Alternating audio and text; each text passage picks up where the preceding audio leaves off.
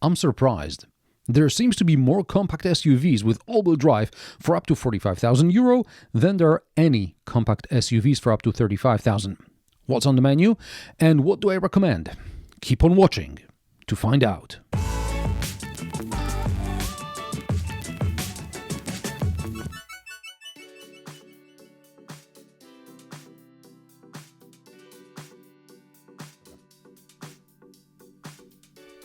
Let me start by saying all prices come from the car makers' websites in Germany and are accurate at the time of recording, which is late April 2023. If you find any of these cars interesting, I suggest you look at dealer stocks because maybe there's a deal hiding there somewhere. I'm choosing one car from each brand, which, in my opinion, is the best deal for up to €45,000. Having a choice between a smaller but better equipped car and a larger vehicle, I'm suggesting the former. Also, because I have something planned for future episodes, right? If for some reason I don't mention a car, it's either too expensive on the day of writing a script, or I don't have a review of it on my channel. I prefer to talk about cars I experienced and filmed rather than those that just fit the bill. With that out of the way, let's start in alphabetical order with BMW. Yes, the BMW X2 xDrive 18D made it on the list, barely. At €44,300, you won't be choosing any options, but to be honest, this is a car I could only recommend if BMW dealer bends over backwards to sell you one. Basically, look for something heavily discounted and only then say you'll think about it. The BMW X2 is a cynical marketing exercise that's not particularly comfortable. Instead, it's expensive and outdated. It's only there to attract prospective clients looking at Mercedes GLA, which, by the way, is a better car. If it doesn't have at least 10 grand worth of free options on it, walk away. There's more choice with Cupra. You can get a Formentor with a 190 horsepower 2-liter petrol or a 150 horsepower 2-liter diesel, both all-wheel drive DSG, priced at €41,000 and €42,000 respectively.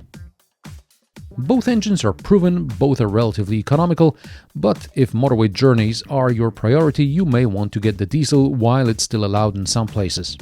3-4 grand isn't much, so you can either spend it on making the car look good or feel good. Up to you. The Formentor will stand out in the parking lot. A word of warning, plastics in the press car looked like a herd of hogs lived in it for a month. They seem to scratch easily.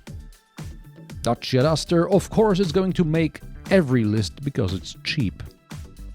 At $25,000 for all you can eat, you're $20,000 under the budget, so you can literally buy two mid-spec all-wheel drive Dusters for a price of one kinda sorta spec mainstream crossover.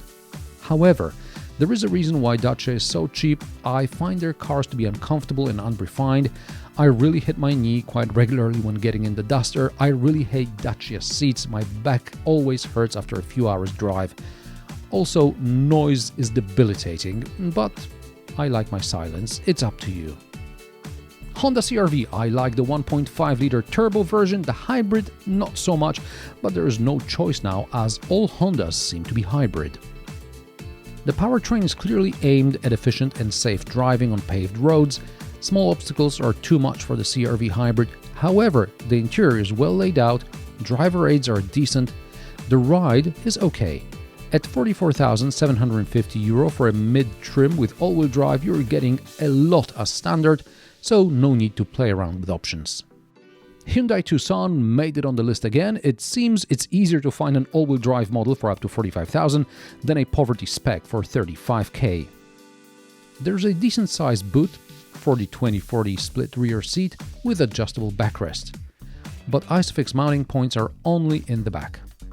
A €45,000 all-wheel drive model will be in the Trend trim either as a hybrid for €43,940 or as a petrol mild hybrid for €42,120 or a diesel for €43,750. Not much wiggle room for options, so choose your color and rims wisely.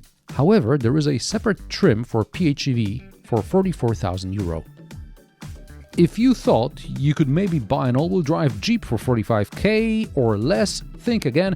Petrol, Compass and Renegade are front-wheel drive only. Renegade is a subcompact anyway. All-wheel drive is only in PHEV form, which makes the Compass too expensive. So we skip to Kia Sportage, which you can have in 3 flavors. There's the petrol mild hybrid all-wheel drive starting at €39,150 or a diesel mild hybrid starting at 44k. Hybrid all-wheel drive starts at €41,150. Plug-in hybrid is over the budget. The hybrid is the one to go for as it gives you the eco cred and leaves room to choose something more than just a color. Kia Sportage largely offers the same stuff Hyundai does, but in a somewhat different package. I prefer Kia gear selector, but Hyundai has the better AC panel. If you drive a lot after dark on country roads, you may find the headlights insufficient. At least the early launch models had weak LEDs. Insist on a nighttime test drive. Mazda CX-5 is surprisingly cheap, and you can have an all-wheel drive manual for as low as €37,000 or an automatic for 39k.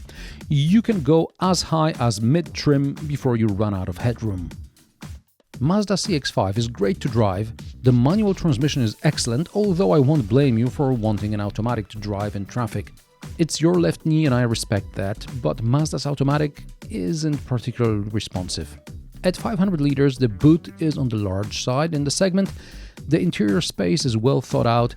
There is sufficient room for the driver and the passengers, and the interior quality is supposed to place Mazda in the premium segment. Do you think Mazda deserves to be called a premium brand? Let me know in the comment section below. Can you have an all-wheel drive Mercedes crossover for less than €45,000? Yes, but barely. There's a GLA diesel 200D 4MATIC for €44,900, but there's a facelift coming, so I'd look for discounted stock. Regardless of the price, it's worth to get a model with a sliding rear seat. It makes the car more versatile. Also, the more advanced multimedia system, the better. Those 2 screens are a key point of the interior. Then there's ambient lighting, voice commands. They make interaction with the car somewhat more pleasant. And all-wheel drive in the GLA should take you further than that in the X2. Mini Countryman is also awaiting replacement, so there may be some deals available. Before I go any further, I'd like to point out I'm leasing a Countryman and I consider it a good choice for my needs, even though it doesn't have all the toys I expected. In some markets, you can get a Cooper All-4, which is a great deal if you're looking for an all-wheel drive model on a budget. However, in Germany, All-4 starts with Cooper S, which costs €44,700, or 45k if you want to get all-wheel drive PHEV. So, all I can suggest is looking at dealer stock. What to look for? Well, a sliding bench is a must.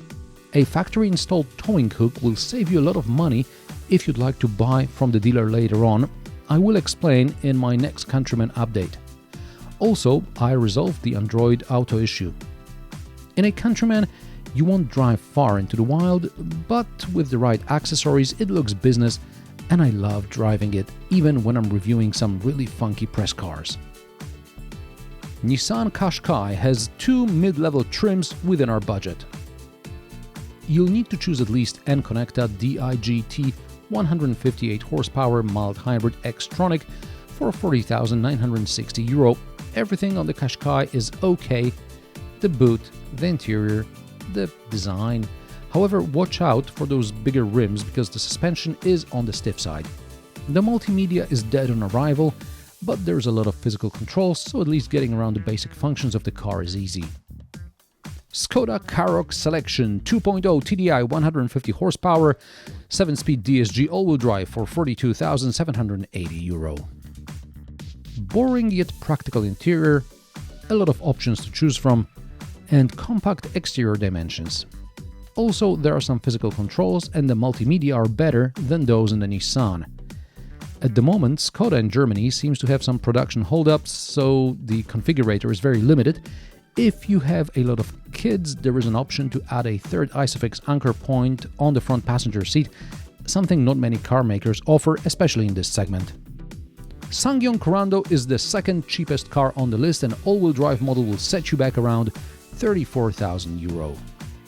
Even if you go for the top Sapphire trim with a 1.5-liter petrol engine producing 163 horsepower, you can stay below 45,000 euro. You are buying a relatively old Korean technology, so you may want to consider a mid-level Mazda CX-5 instead. Back in the day, I always considered Subaru too expensive. However, now it seems it's quite a good deal. I suggest you look at the Forester, skip the XV, and we'll leave the Outback for another episode. You can get the second highest trim of the Forester for less than 43,000 euro. The boot is large, interior space is generous, ergonomics are perfect, even if multimedia are old. The mild hybrid did have some problems during my diagonal approach test. Maybe it was something with this particular unit. Fuel economy around 8 liters per 100 kilometers is achievable, and since the Forester is slow anyway, you'll rather focus on fuel economy than trying to overtake the diesel Skoda. Suzuki S-Cross is another budget model on the list. For about 42,000 euro, you get everything, including your choice of color plastic covers for your car key. However, I suggest you skip the top spec full hybrid with an automatic gearbox, watch my review of a Suzuki with their strong hybrid powertrain, and focus on the mild hybrid. That comes with a manual transmission, but you're saving 10 grand and getting a bulletproof cheap crossover that's better than the Dacia and the SsangYong. Toyota Corolla Cross with all-wheel drive and the excellent 2.0 hybrid dynamic force powertrain costs 41,650 euro. That's a mid-trim car. However, Toyota took its time launching a compact crossover, and in my opinion, they could have just forgo it. The Corolla Cross is a half-baked product. The soundproofing is non-existent, the front passenger seat is uncomfortable, the boot finish is... see for yourselves. The only good thing about this car is the 5th generation hybrid powertrain, but I suggest you choose another Toyota model with that engine. Yet another surprise on the list is that the VW Tiguan is no longer offered with 4-motion all-wheel drive, at least not in the current generation. You can get a Tiguan All-Space 4-motion, but we'll leave it for another episode. Also, sources tell me the All-Space will be replaced by another model, so for now we have the T-Roc. If you want all-wheel drive, you have to go for the style trim, and you only have a choice of a 2-liter diesel 7-speed DSG 4-motion 150 horsepower for 42,685 euro, in which case skip the T-Roc and go with the Formentor. However, if you do like the T-Roc, I cannot blame you. In my opinion, it's the last VW model which resembles the Mark 7 Golf. As of Mark 8 Golf, VW is too digital, which in my opinion doesn't help usability. Okay, time for a conclusion. Which one of these 16 models, if any, I'd recommend? Well, I daily drive a Mini Countryman, so that tells you something about my preferences. I like the car to stand out, although I don't care much about its off-road performance. Cupra and Skoda offer a lot of the same in a different package. Same with Hyundai and Kia. VW Group models still offer traditional engines, while Hyundai and Kia are electrified. One of my viewers recently wrote in to say they're thrilled with their new Sportage hybrid. If you don't want to spend too much money but get quality, Suzuki S-Cross is the way to go. A comfortable city and motorway choice is the Mazda CX-5, while the Subaru Forester is for when the going gets tough. And why are you considering an all-wheel drive car? Where are you planning on using it? Let me know in the comment section below. I publish listicles every last Friday of the month. If you have an interesting idea for a list I should make, drop me a comment below this video. Perhaps it will be the subject of one of the future videos.